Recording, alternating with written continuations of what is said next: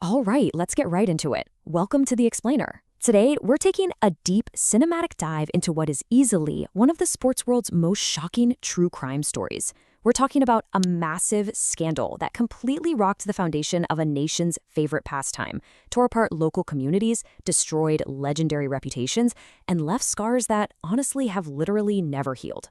We are looking at the 2011 to 2012 Italian football match-fixing scandal. You might also know it as Calcioscommesse. Now, this isn't just your standard story about a referee making a few bad calls. No way. This is a sprawling, unbelievable narrative about international crime syndicates, beloved national icons completely falling from grace, and just unthinkable, calculated betrayals out there on the pitch. To really wrap our heads around the deep, personal impact of this whole mess, I want to drop you right into a very specific, totally bizarre scenario, okay? Imagine you're a professional athlete. Now imagine being absolutely terrified of playing one specific opponent. And it's not because they're better than you or they hit harder than you, but because of what you did to them. So I gotta ask, how do you avoid facing the club you deliberately relegated? Well, you retire. Seriously, you read that right. In May 2026, a 40-year-old Sao Tiro defender named Andrea Masiello literally hung up his boots just 6 days before a massive Serie B relegation playoff. And the reason? He simply could not stomach facing his former club, Bari. It was the ultimate drastic excuse. And to understand why a grown man would permanently end his career just to avoid a single football match, we really have to rewind the clock and look at exactly what went down all those years ago. So, let's look at the timeline. Back in 2008, Masiello was kind of an ugly duckling in Italian football. He was really struggling to find his footing, right up until he joined Bari. They were the ones who took a chance on him. And for 3 years, he fought tooth and nail for that club, even helping them claw their way back into the top flight. But then we hit that fateful day, May 15th, 2011. It's the fiercely contested Derby di Puglia. It's Bari going head-to-head against their bitter rivals, Lecce. At this point, Bari is already doomed to relegation, but Lecce, they're desperately fighting to survive in Serie A. 10 minutes before the final whistle, Masiello intentionally diverts the ball into his own net. He scores a deliberate own goal. This absolutely guarantees Lecce's survival and drives the final humiliating nail into his own team's pride. Fast forward to May 2026, and after successfully dodging 10 separate matches against Bari during his time with Atalanta, Genoa, and Südtirol, he retires, just so he doesn't have to face those fans one last time. So what was the price tag on that kind of loyalty? Why on earth did Masiello do it? Well, it was for a payout of between 50 and 100,000 euros. He completely sold out the teammates who bled next to him, the club that gave him his big break, and thousands of devoted Galletti fans, all for a quick, illegal payday. It was an act of pure betrayal that pretty much cemented him as public enemy number one in the eyes of the Bari faithful forever. But here's the absolute kicker. Masiello's story, as wild and shocking as it is, was not an isolated incident. He wasn't some lone bad actor going rogue. When we zoom out from this one micro-narrative, we see that he was really just a single thread in a massive, totally diseased system. This was the sprawling Calcioscommesse scandal, a web of corruption so deep and so wide that it genuinely threatened to tear Italian football apart at the seams. Over the course of about 10 months, the Italian police and sporting authorities executed this methodical teardown of the entire network. They broke it down into 3 distinct waves of investigations: June 2011, December 2011, and finally March 2012.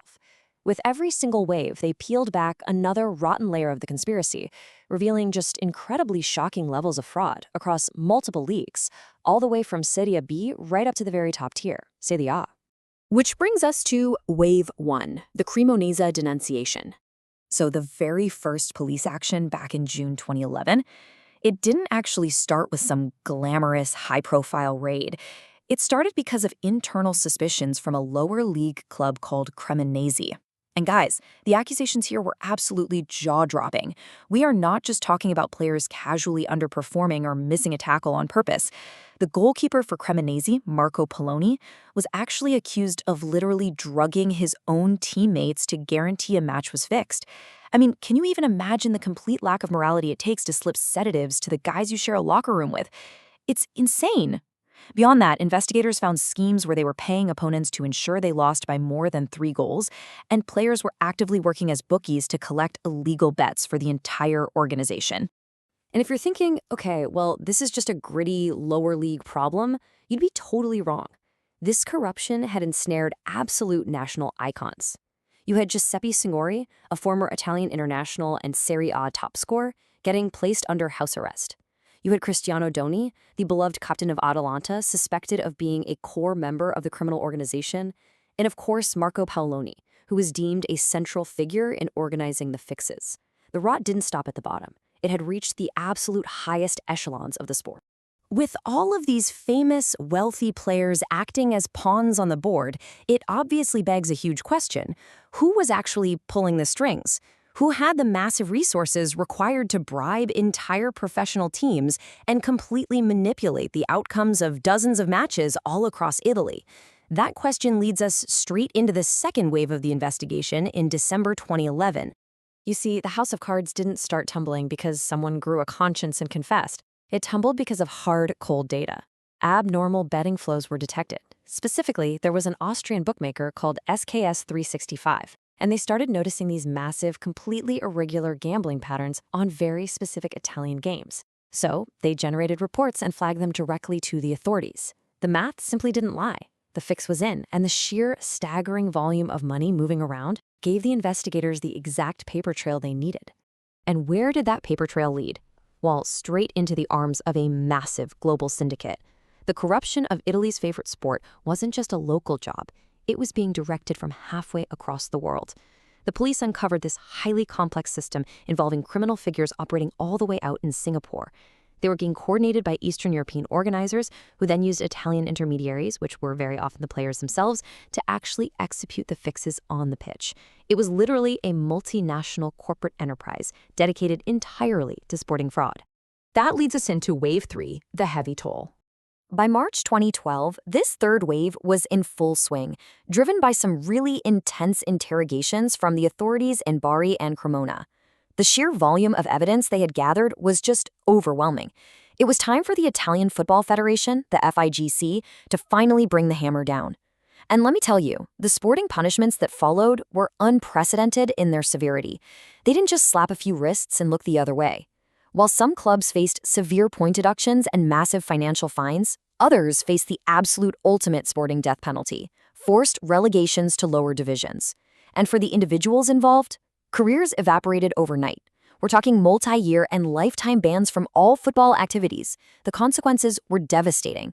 Because of this, entire fan bases and local communities were severely punished for the systemic greed of a few individuals. Remember Lecce, the team our friend Andrea Masiello intentionally saved with his own goal? Well, karma came calling pretty hard. Lecce was forcibly relegated down to the Liga Pro Prima Division A as punishment for their involvement. Piacenza was hit with a staggering 11-point deduction, which effectively ruined their entire next season before it even kicked off. Atalanta, having to deal with the messy fallout of their captain Cristiano Doni, had to start their season with a 6-point deficit right out of the gate. And just to tie the macro narrative right back to our micro story, what actually happened to our own goal scorer, Andrea Masiello? Well, he ended up confessing to the deed.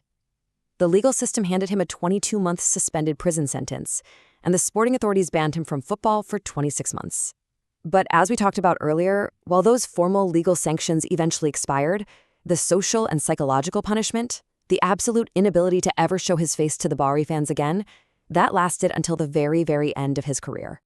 Now, what's genuinely terrifying about this whole scandal is that it eventually breached the most sacred walls of Italian football, the national team. As the Azzurri were preparing for the massive UEFA Euro 2012 tournament, armed police literally raided their Coverciano training camp. Just picture that scene for a second. The national team getting raided. As a direct result, Domenico Cristizzo was immediately booted from the Euro 2012 roster. Even Antonio Conte, the guy who had literally just led Juventus to a Serie A title, was investigated and eventually banned for failing to report a match-fixing attempt from his previous stint managing Siena. Nobody, absolutely nobody, was untouchable. The crisis reached such a crazy fever pitch that it completely transcended sports and became a full-blown matter of national integrity. The actual Prime Minister, Mario Monti, publicly suggested that football competition in the entire country should be suspended for at least 2 years. Now, he did clarify that it was just his personal opinion and not a formal government decree, but still, it really hammers home the absolute climax of this scandal. The head of state looked at the country's national sport and essentially concluded that the whole system was just too diseased to continue operating. And that intense feeling of despair, it was echoed by the very man tasked with leading Italy to glory. Cesare Prandelli, the manager of the national team, flat out stated that he would have no problem if Italy were barred from competing in Euro 2012 entirely. The shame ran so deep and the embarrassment was so incredibly profound that just walking away from the international stage felt, to some people, like the only honorable response they had left. And so, as we wrap up this explainer, I want to leave you with one final thought, something that echoes way beyond the confines of Serie A. What is the true cost of corruption in the beautiful game? Because, it's really easy to quantify the fines, the point deductions, and the length of the bans. But the real cost? It's the broken trust of the fans. It's the totally tainted legacy of national heroes, and it's the permanent scars left on these communities. It's the harsh reality that a player would rather permanently end his entire career at 40 years old than face the people he betrayed. That is the true, lasting legacy of the 2011 to 2012 Italian match-fixing scandal. Thank you so much for diving into this with me. Keep asking questions, keep seeking the truth, and I'll catch you in the next explainer.